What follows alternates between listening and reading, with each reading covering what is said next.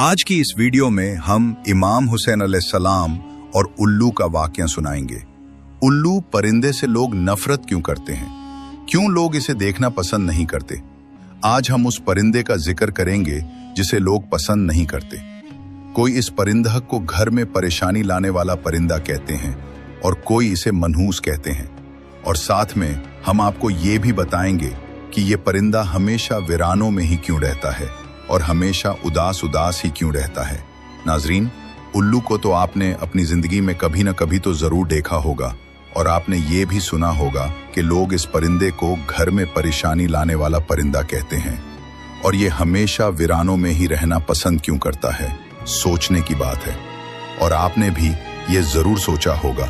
आए इस उल्लू की कहानी सुनते हैं जो रातों को रोता है और दिन को चुपचाप हो जाता है। आखिर इसके पीछे कहानी क्या है। नाजरीन, रिवायत में आता है कि एक मर्तबा एक शख्स हजरत इमाम जाफिर सादिक रदियल्लाहु ताला अन्हु की खिदमत में हाजिर हुआ और अर्ज करने लगा कि ए इमाम जाफिर सादिक, आप मुझे बताए कि ये जो उल्लू नाम का परिंदा है ये हमेशा वीरानों में ही रहना क्यों पसंद करता है और ये परिंदा हमेशा उदास उदास ही क्यों रहता है। इस पे हजरत इमाम जाफिर सादिक ने फरमाया, ए शख्स, जैसे तो आज इस परिंदे को देख रहा है, यह परिंदा हमेशा से ऐसा नहीं था। यह उल्लू पहले वीरान जगह पर नहीं रहता था और ना ही यह उदास रहता था। दरअसल इसके साथ एक वाकया पेश आया है। उस दिन से ही यह परिंदा उदास रहने लगा है। यह सुनकर वो शख्स कहने लगा, ए हजरत, मुझे बताए कि इस परिंदे के साथ क्या हुआ था। तो इस पे हजरत इमाम जाफिर सादिक रज़ियल्लाहु तआला अन्हु ने फरमाया, ए शख्स, ये परिंदा हजरत मोहम्मद सल्लल्लाहु अलैहि वसल्लम की आल से मोहब्बत करने वाला परिंदा है। ये पहले वीरान जगह पर नहीं रहता था, मगर जब से करबला का वाकया हुआ है तब से ही ये परिंदा वीरान जगह पर रहने लगा है।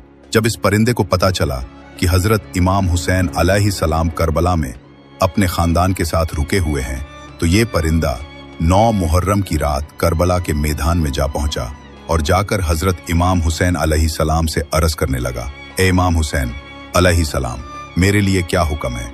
तो इस पे हजरत इमाम हुसैन अलैहिस्सलाम ने फरमाया, ए परिंदे, तुम यहाँ से चले जाओ, क्योंकि कल जो इस मैदान में हजरत मोहम्मद सल्लल्लाहु अलैहि वसल्लम की आल के साथ जो होने वाला है वो तुमसे नहीं देखा जाएगा।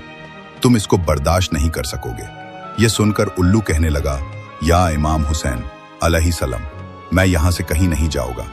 जब वो परिंदा जिद करने लगा तो हजरत इमाम हुसैन अलैहिस्सलाम ने उस परिंदे को वहां रुकने की इजाजत दे दी। उसके बाद इस परिंदे ने करबला में जो वाकया हुआ वो अपनी आंखों से देखा। जब यजीद ने हजरत इमाम हुसैन और उनके साथियों पर जुल्म ढाए तो इस उल्लू ने अपनी आंखों से देखे जब हजरत इमाम हुसैन अलैहिस्सलाम को शहीद कर दिया गया। ये मंजर उल्लू ने अपनी आंखों से देखा।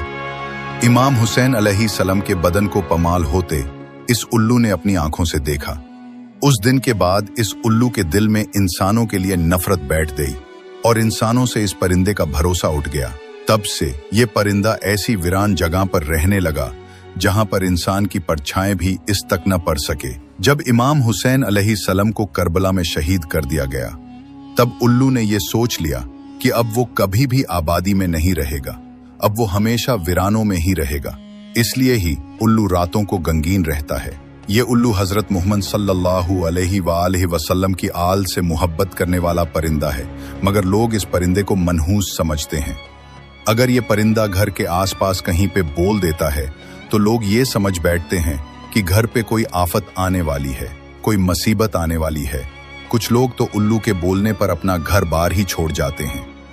नाजरीन, उल्लू को मनहूस कहना ये एक जहलाना सोच है और ये परिंदा तो बेचारा कभी ही बोलता है, इसके बोलने से कुछ नहीं होता और इसके बोलने से आपके ऊपर कोई परेशानियां नहीं आने वाली हैं। हम आपको उल्लू के बारे में कुछ और भी हकायक बताते हैं जिससे सुन के आपको हैरानगी होगी। दुनिया में